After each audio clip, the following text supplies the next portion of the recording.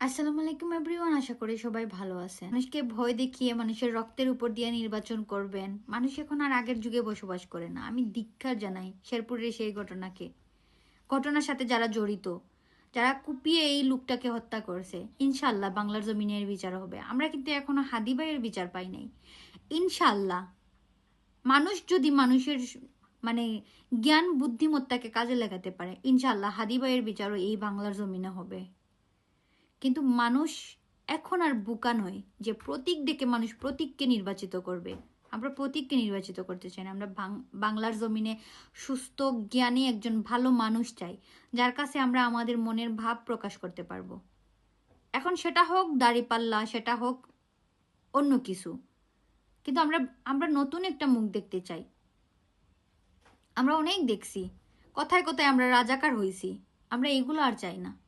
আমরা ভালো একটা সমাজ ব্যবস্থা চাই, যেখানে আমরা আমাদের মনের ভাব প্রকাশ করতে পারবো।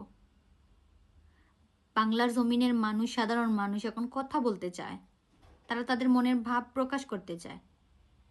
প্লিজ আপনারা রক্তের ক্ষরণ বন্ধ করেন। আমরা একটা ভালো সমাজ ব্যবস্থা চাই। আমরা আমাদের আওয়াজটা তুলে কথা বলতে চাই।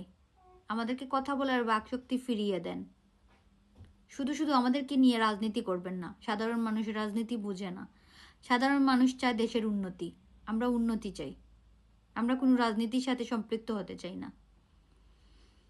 কারো যদি গায়ে লাগে আমার কথাগুলা, আমাকে ক্ষমা করে দিবেন। আমি কারো গায়ে লাগানোর জন্য কথাগুলা বলি নাই। Thank you watching for my video. আসসালামু আলাইকুম।